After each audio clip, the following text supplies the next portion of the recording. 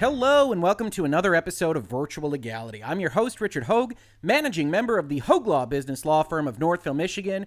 And today we have one of my favorites, not only a double episode of Virtual Legality today, if you didn't catch our Supreme Court discussion earlier today, please do check it out, but also a follow-up to a previous Virtual Legality episode. Now, if you were following along with us in the past couple of weeks, you might have seen the rumor that AT&T, after having bought Time Warner and inherited WB Games, has been anonymously sourced, of course, shopping around this asset, primarily because AT&T finds itself in billions and billions of dollars of debt, and WB Games represents an asset that actually does have some external value and that they might well be trying to move. Now, we looked at the article regarding WB Games selling itself. We looked at some references to the anonymous sources, to the fact that nobody said that a deal was imminent. We talked about the various market capitalizations of Activision Blizzard, T2, and Electronic Arts, and came to the understanding, the conclusion that if a sale were going to be made, it wasn't going to be anytime soon, not the least of which because these companies didn't necessarily have the money to make these kinds of purchases, with maybe the exception of Activision Blizzard, who has a bigger market capitalization than the two others. But today, a new story appeared in a website that I wasn't familiar with called The Information, and it is headlined, Microsoft Expresses Interest in Acquiring Warner Game Unit. And the main sentence says Microsoft has expressed interest in acquiring the games division of Warner Brothers, the publisher behind popular game franchises based on Batman, Harry Potter, and other characters, according to two people familiar with the situation. Now, we will come back to that, but I want to reflect on a couple of things before we do. Hopefully, this is a fairly short update. You'll know better than I do when you can look at the time code for this video. But at the end of the day, every bit of information that is included in this article has already been read to you by me in the headline and in the first sentence. What you have is an anonymous source from somewhere telling the information that Microsoft has expressed interest. Now, a lot of folks came into the comments to my earlier video and said, hey, what about Sony? What about Microsoft? Maybe somebody else could buy them. And I said, sure, absolutely. And if you go and you look at those comments, one of the things you will see me say is, there isn't a game publisher or company on earth that doesn't pick up the phone and say, sure, I'll listen. Because if Warner Games is selling itself for pennies on the dollar, every company that has the market capitalization to potentially affect that transaction will, quote unquote, express interest. So on my social media right now, in various comments that people have sent to me when this news broke just a couple hours ago, a lot of folks said, hey, Microsoft could buy this. That would be great. And there is no reason to believe that Microsoft couldn't be entertaining this proposition, right? We've been talking about Microsoft and Microsoft Rumors for a long time, primarily facilitated by the fact that they have purchased a lot of game companies. They now own Obsidian. They now own Ninja Theory. They now own a lot of different companies that they didn't own 5 years ago. But along with those acquisitions comes a lot of rumors. A few hundred Virtual Legality episodes ago, I talked about a rumor that Microsoft could potentially be buying Playtonic Games, who made the Banjo-Kazooie sequel Yooka-Laylee. And I talked about the fact that the rumors didn't make a lot of sense, and how even if they did make sense, any kind of acquisition would take a long time and have to be hidden behind closed doors until the thing was done. Because the board of directors of AT&T, or in this case Playtonic, has a vested interest to keep those deal terms quiet, probably a contractual commitment to do so if they were to enter into an acquisition transaction. And so anything that you kind of hear leaked out and rumor mongering about a major corporate transaction like this probably has some form of ulterior motive. In fact, we've been talking about this so long that I also talked with it about to the Easy Allies in our Help Us Out Hoeg segment before Virtual Legality and this YouTube channel was anything. And the thumbnail I apparently saved so small that it's just tiny in the middle of your screen like that. But you can trust me, it says Easy Allies in the corner, and Help Us Out Hoeg, episode number 6 on the side. If you want to check that video out, you will hear Brandon Jones and Kyle Bossman and various other Easy Allies talking about whether or not Microsoft could be purchasing X, Y, or Z, what kind of buying spree they are going on. Microsoft has been a part of this conversation for a long time. And it's not just because they have purchased a lot of companies. One other reason is because of their market capitalization. Now, if we go and we look at Microsoft Corporation, or if you didn't see my earlier video, you might not be familiar with market cap as a concept. But back of the envelope, the best way to think about it is what this company is worth. That's not a great absolute determination, as I'm sure a number of accountants or even lawyers would come in and tell me, but just in terms of what you can leverage of your own assets to buy something else. When we go and we look at Microsoft Corporation, they are worth $1.6 trillion. And when we are talking about this transaction, every number that we have heard leaked is $4 billion. Now, $4 billion, you don't even care if you're $1.6 trillion in market capitalization. Of course, that isn't correct. You care about every dollar you spend going out there, but you certainly don't care the same amount as a Take-Two Interactive that has a market capitalization of $16 billion, that would have to leverage a quarter or a third of its assets to get a $4 billion deal done. So Microsoft is a very useful party to be involved in this conversation. Very useful if you are Warner Brothers, if you are AT&T. So when I look at something like this, and I want people to think about things critically, I don't want to pour cold water over what folks are thinking about. Microsoft could absolutely buy WB Games. They could announce it next month, and I wouldn't be surprised that it happened. But when you see a story like this, absolutely analyze it for what could be happening behind the scenes. Microsoft expresses interest is not a surprise.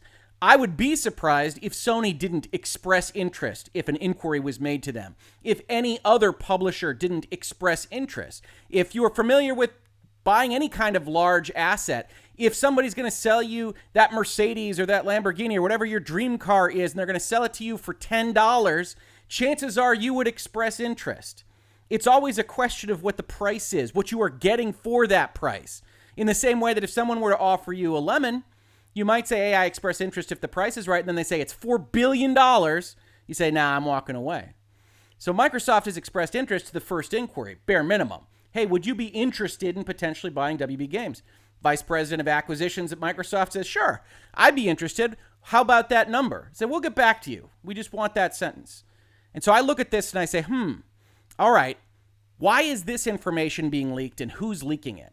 We've got anonymous sources, and Microsoft being in the midst of things, if true, or even if communicated as true, presenting it as true, is very useful to AT&T and Warner Brothers, who might otherwise be seeing some pushback on the number that they are asking for their business, right? They asked for $4 billion, but maybe their suitors are looking at that and that's too high. Take-Two probably can't offer $4 billion. I don't want to speak for them. Certainly companies have done more with less market cap and have leveraged themselves to the hilt to get it done. Maybe that's what they are looking at. But what you also get in this article is reference to an investment banking concept. So if you aren't familiar with mergers and acquisitions, one thing that happens here, if you want to sell your asset, you can't just go to the supermarket, you can't go to the flea market and say, hey, we're selling a $4 billion WB Games entity, anybody interested? Instead, there's a whole line of work, generally referred to as investment bankers, but there are other kind of terms for consultants that do this kind of thing. And you say, hey, we're interested in selling this asset. This is roughly what we would like to sell it for. Go test the market. Go see what kind of fish bite at the hook. And in this case, this article suggests that an investment banking firm called LionTree has been hired by AT&T to go see if anybody is interested in potentially purchasing this asset. So if you are LionTree or you are Warner Brothers, you say, I'm going to call up all these various places, and everybody that doesn't immediately hang up on me and kick me out the door is somebody in my back pocket that if I needed to, I could leak out to the press and say, hey, they expressed interest.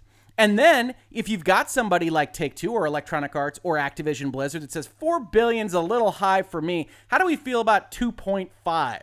And AT&T absolutely doesn't want to sell it at that price. You go to the old realtor concept, right? If you've ever bought a home, well, okay, 2.5, we understand, but can't you do any better? Because we've got another buyer out there, and he's really interested in the house. Only in this case, we've got a giant $1 trillion company out there, and they buy companies all the time, and they really want these assets, Take-Two. Are you sure you can't do better than $2.5 billion? And look, It's all speculative. I'm a business lawyer, so I can tell you that these kinds of things absolutely happen, but I can't tell you that they are happening in this particular instance. What I can tell you is when we've got an article sourced by anonymous sources with a clear interest in potentially leaking out information that a ridiculously huge gorilla of a corporation loves our assets. They love them. They've expressed interest. They want to move into this house right now. So put in your best offer. It reminds me of concepts that you might have heard in other contexts. Generally, I'm talking about stalking horses. Now, this isn't a stalking horse offer. We don't have any indication that Microsoft has made an offer of any kind, but it is a stalking horse type concept that you go out there, you get somebody that you could potentially have a legitimate offer, a legitimate bid, somebody that could potentially backstop, put a floor for the price of your assets, and then you can run an auction from there. And it's a similar concept to kind of leaking out that there is this interested party. So while I know a number of people are excited about this, and I know a number of people would love to see Microsoft make this purchase over Electronic Arts, whom a number of people don't like, over Activision Blizzard, who are the same as Electronic Arts, over Take-Two, who maybe don't have quite the negative kind of perception as Electronic Arts and Activision Blizzard, but also don't appear to have the money. Now, one last thing I will leave you with in this video, again, I wanted to make it a short one. This is the second video of the day for us, is that this article goes on to say no deal is imminent, right? And as we talked about in that prior video, please do check it out if you're interested. The mergers and acquisitions process, especially at this size, is a very, very, very, very long one. That you sign a term sheet, that term sheet then becomes hundreds of pages of acquisition documents that are negotiated down to the comma, down to the section heading, that those documents then need to be approved by multiple board of directors and have to be approved by the federal government so that there aren't merger and acquisition issues on an antitrust basis. You are talking about a very, very long process. So although this is exciting, although this is interesting, and I don't want to throw that cold water on anybody, I am going to do it a little bit. Regardless of who you want to buy this asset, regardless of whether or not you love Microsoft or any of these three potential suitors, or maybe you want Sony out there in the wings, nothing on this is likely to happen very soon.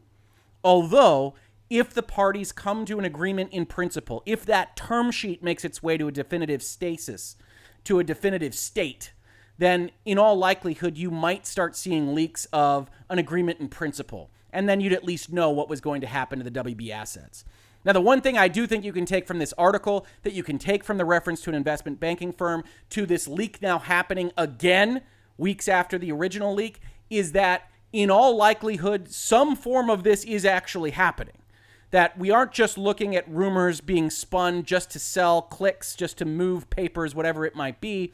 We are starting to get kind of multifaceted leaks of different aspects of what appears to be an actual process occurring. So if you want to see WB Games in different hands, at the very least, there is a possibility of that, though there is no guarantee if they can't get the number that they are otherwise seeking. This has been Virtual Legality number 2 for today. Number 1 talked about Justice Elena Kagan bringing pop culture into the Supreme Court, just like we do here in Virtual Legality. So if you're interested in that kind of concept at the highest level of law in the United States, please do check that out. She's got Hamilton references. She's got Veep references. She is trying to teach law or explain her reasoning through the lens of pop culture, just like we do here. And if you like that, please come tell people that we are here. Check out the rest of our videos. Like, subscribe, hit bells, do all that good stuff. We love having conversations with new people in the comments to these videos.